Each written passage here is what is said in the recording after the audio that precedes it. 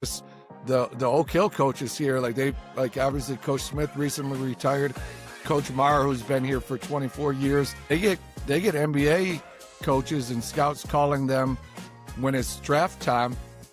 The kid was at Oak Hill 3, 4, 5 years ago, and obviously they've done every scouting analytic on them. They're not asking him if he can play in the NBA. The only question they're asking is how was he as a person at Oak Hill.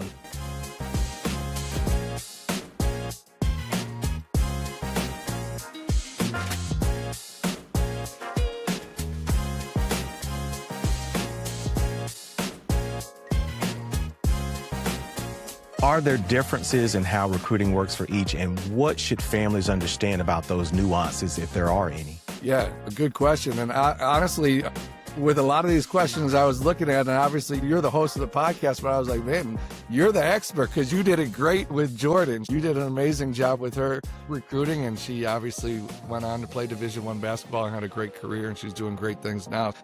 So it's awesome that you're doing this podcast because you've got a wealth of knowledge. I would say I don't really think there's too much of a difference between the guys and girls recruiting, especially in basketball. Obviously, a lot of the exposure comes from AAU. So you definitely want to be involved in AAU and have a social media presence and then also take a proactive approach in reaching out to coaches directly, whether it's you reaching out to them directly or your coach reaching out to them directly, or even both. All coaches are available to find on the college website, and then obviously on Twitter or X. And so I think just being involved in AAU, obviously being in the gym working, and then taking a proactive approach and reaching out to coaches. And I would reach out to everybody. I would say for young, say you're in 9th or 10th grade, I mean, you still don't know where you're going to be at a developmental level. So reach out to D2, D3, and then your dream school is D1. And you never know, and get on the radar of everybody for sure. And then now, obviously, with the transfer portal, it's getting harder and harder to go to D1 straight out of high school. And there's nothing wrong with starting at a lower level and playing at a lower level, or starting at a lower level and then potentially getting an opportunity to play at a higher level in a year or two. Great point. And I want to ask you about the transfer portal in a few minutes. But two things I want to ask you about. Number one, what do you think about, what's your philosophy on student athletes? And I'll say it this way, because my daughter is getting into coaching now, and she's saying that players today need a better IQ. Yeah.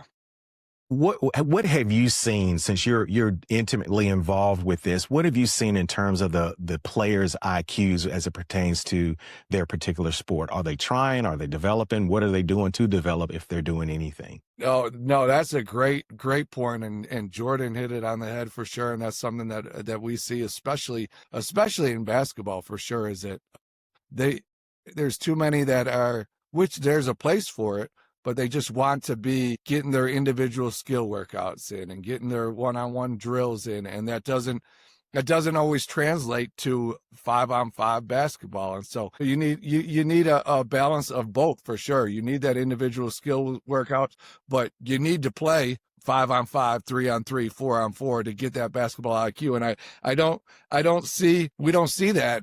We don't see kids just going out and playing 5-on-5, 3-on-3 on their own. Everything's in a structured practice or game. And I think there's just as much of an importance of just playing games, whether they're unstructured, as well as just getting that individual skill workout. I think that's what's leading to sometimes them kids not having the feel for a game like we feel like they should at that age. Great point. When I go to these tournaments and I see the students come off the floor, they've just played a game, they may grab a Gatorade, but I'm also seeing them grab Sour Patches and chips and other items. In terms of conditioning, what should a student athlete be doing after they're coming off the floor in these AAU tournaments, or even after a high school game? How should they be feeding their bodies? Yeah, I mean, especially like AAU and then young kids, but AAU, you're playing 2-3 games a day. And so the amount of calories you're burning is crazy. And then basketball players traditionally are slim, and you need good calories in your body for sure. So, I mean, I'm a huge advocate, obviously, of protein shakes, and you can have 2-3 of those a day easily, especially when you're playing. And so I would say having a protein shake right afterwards, and then good carbs as well. And so one of my favorite things I would always talk to my athletes about is peanut butter and jelly is a great snack, and one of the best combinations of carbs and proteins and sugar that can get right into your bloodstream as well. And so I talk to my athletes all the time about, like, they're like, hey, I want to gain weight. Like, I want to put on strength. Like, you got to be eating 5-6 times a day. And so, I mean, you think about, even, obviously we talk about breakfast being one of the most important meals of the day. And a lot of students, a lot of young people skip that. And you want to gain weight and you eat dinner at 6-7 p.m. and then don't eat again until noon. You're going 18 hours without eating. Like, what do you think is going to happen? Your body's going to start eating away at your muscle, and you're going to start losing muscle. So you got to feed the machine. So, I mean, I talk about them to breakfast, bring a light snack at 10 a.m., eat lunch, have a light snack before your practice or your workout at 2 p.m., eat dinner at 6, and have another protein shake or peanut butter and jelly before you go to bed. And they're burning so many calories and just not replenishing those calories in a very efficient way, for sure. Now, you interact with a lot of coaches from various sports, because Oak Hill is, and I want you to mention this before we end here today, Oak Hill does a lot more than just basketball, and I want people to know that.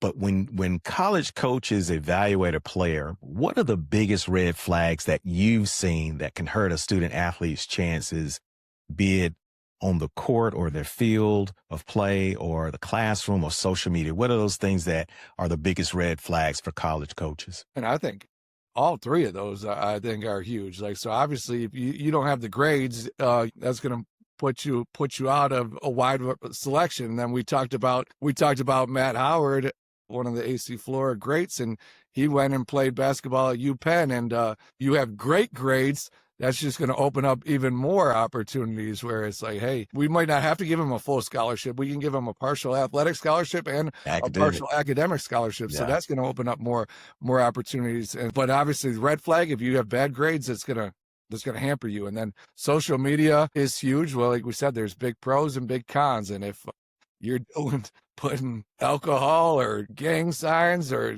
just acting stupid on social media, that's going to be a huge red flag. And to your third point, like, just behavior, and coaches they want to see how you interact with your high school coach or your club coach. They want to see how you interact with your teammates. They want to see how you are when you get pulled off the floor. And so all of those are easy things that you can use to differentiate yourself.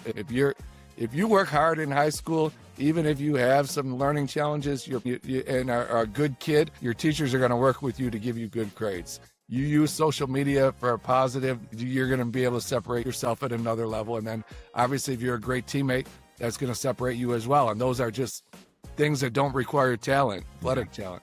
And we had one of your good friends, Josh Staley, on a few months ago. And he mentioned to me that coaches come to him all the time and ask about the players and their character, their temperament. But he also mentioned something interesting to me. He said that one of his players even got an offer just because they were on the bench cheering.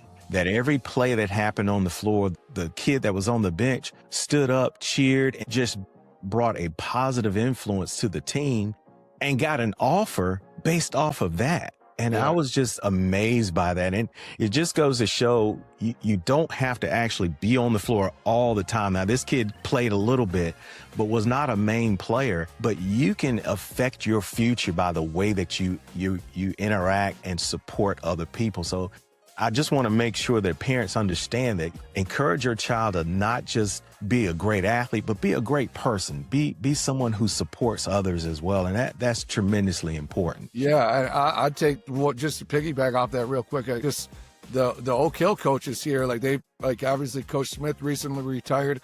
Coach Maher, who's been here for 24 years, they get NBA coaches and scouts calling them when it's draft time. The kid was at Oak Hill 3, 4, 5 years ago, and obviously they're They've done every scouting analytic on them. They're not asking him if he can play in the NBA. The only question they're asking is how was he as a person at Oak Hill. So that's 5 years later, and they're asking about that. That's hugely important. That wraps up another episode of Recruiting from the Bleachers.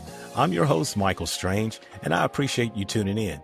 Be sure to join us next week for another insightful conversation. Stay connected with us on Instagram, Spotify, and YouTube at Recruiting from the Bleachers. Like, share, and follow to keep up with the latest updates.